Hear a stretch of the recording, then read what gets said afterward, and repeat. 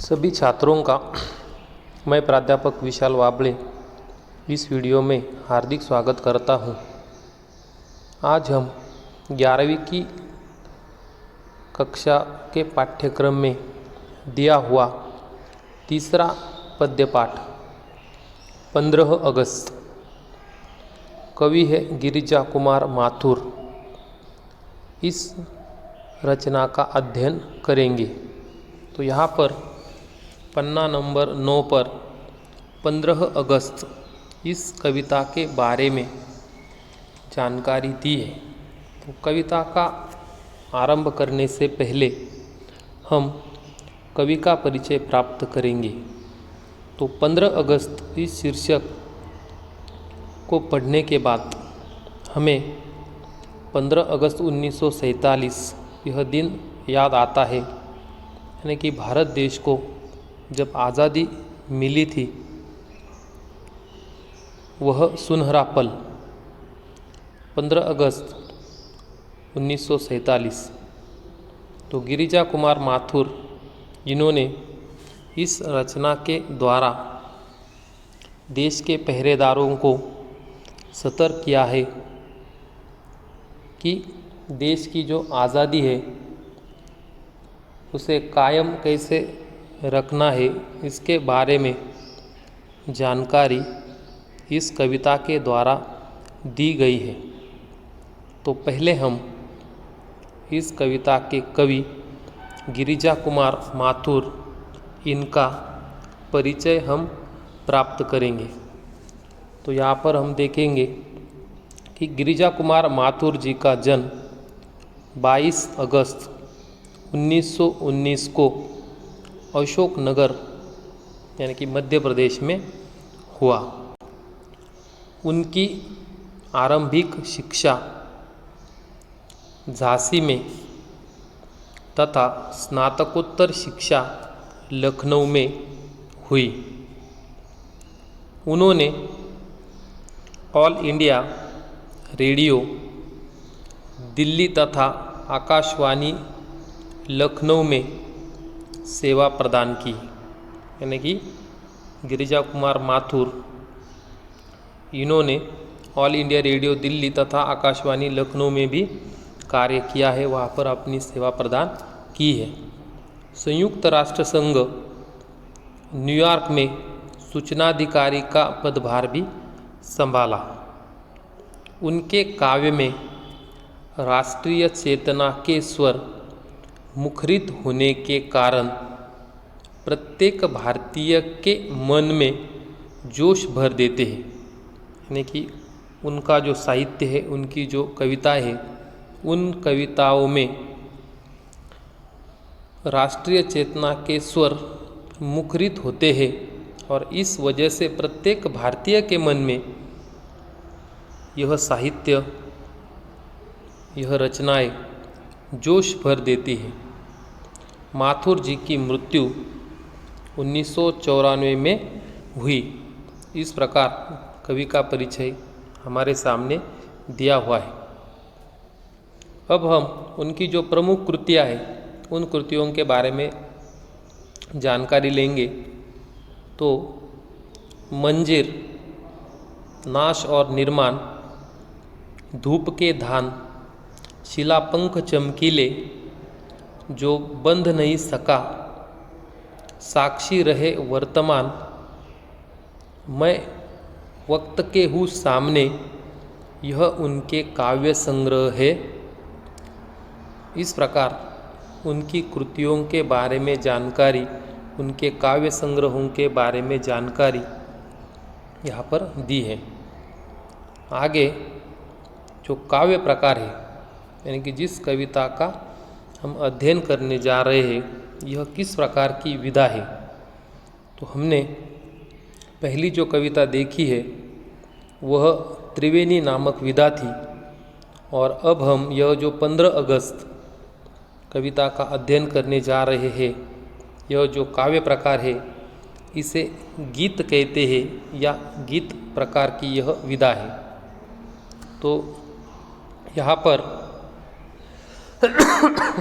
में हम जानकारी लेंगे।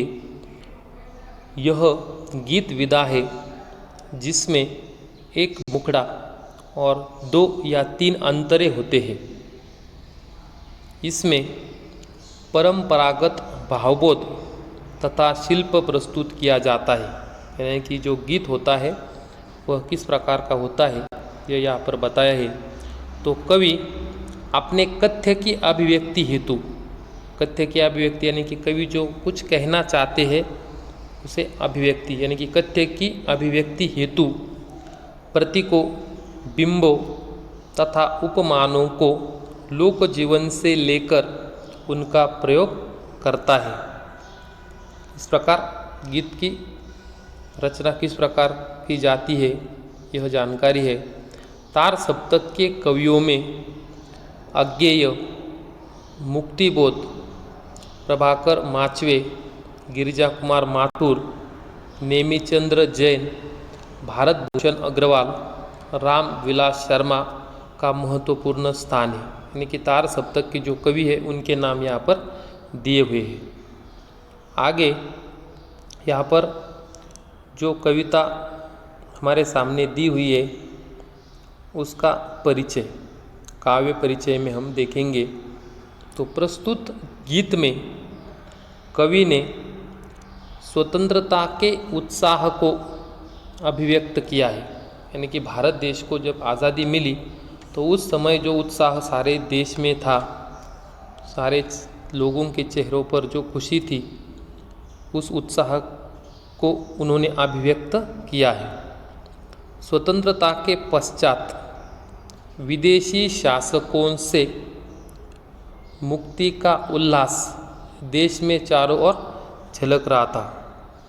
कि जब भारत देश को आज़ादी मिली तो उस समय विदेशी शासकों से हमारे देश को मुक्ति मिली थी, या उस मुक्ति का जो उल्लास है वह उल्लास देश में चारों ओर झलक रहा था।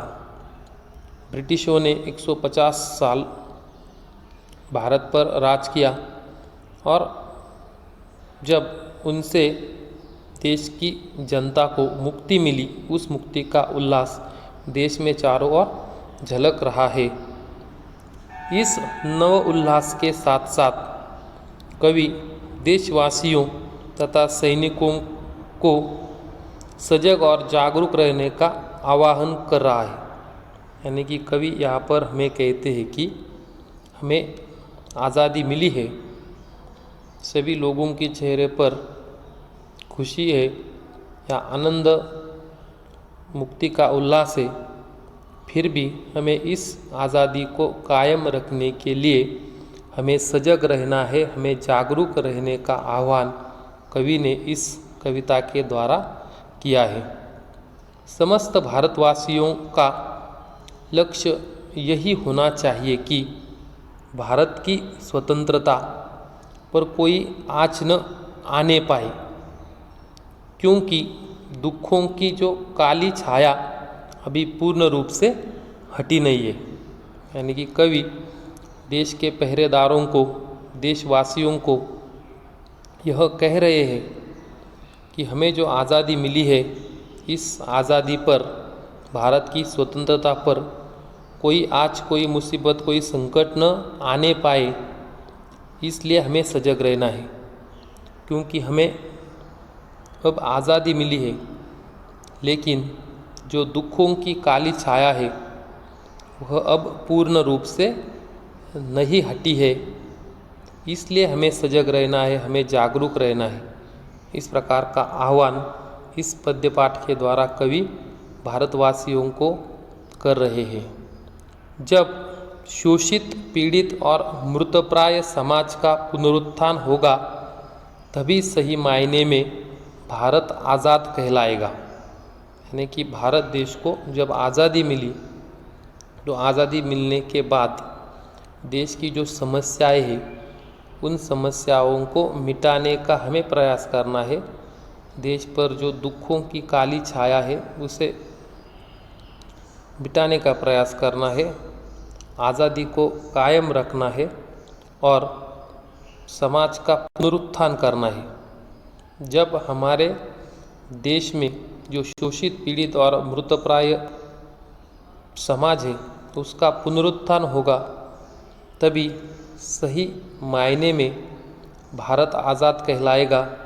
इस प्रकार यहाँ पर कवि कहते हैं कि सिर्फ आज़ादी मिलने से कुछ नहीं होगा, तो हमें अपने देश का नवनिर्माण करना है, हमारे देश का पुनरुत्थान करना है, तब हम सही रूप से आज़ाद कहलाएंगे या आज़ादी हमें मिलेगी। यानी कि सिर्फ अंग्रेज़ या ब्रिटिश हमें छोड़कर गए हैं, उससे हमें जो मुक्ति मिली है, आज़ादी मिली है, उसे ही हम आज़ादी नहीं कह सकते। तो हमारे देश की जो पीड़ित जनता है, जो शोषित लोग हैं, या जो मृतप्राय यानी कि मरे हुए के समान जो समाज है, उस समाज को एक सही दिशा दिखानी है। उनको शोषण से निकालकर जो पीड़ा से पीड़ित जो लोग हैं, उनकी पीड़ा, उनका दुख दूर करके उनको एक सही रूप से जीवन जीने का हक जब हम प्रदान करेंगे, तो ही हम आज़ाद कहलाएंगे। इस प्रकार यहाँ पर कवि ने अपने काव्य में राष्ट्रीय चेतना के स्वर मुखरित किए हैं और भारतीयों के मन में जोश भर देने का काम इस पद्य पाठ के द्वारा किया है। ठीक है, यहाँ पर हम आज इस वीडियो में सिर्फ कवि परिचय, प्रमुख कृतियाँ, काव्य प्रकार और काव्य का परिचय, इसके बारे में जानकारी हमने प्राप्त की है। तो अगले वीडियो में हम आगे जो परिच्छेद दिए हुए हैं उसकी जानकारी प्राप्त करेंगे। धन्यवाद।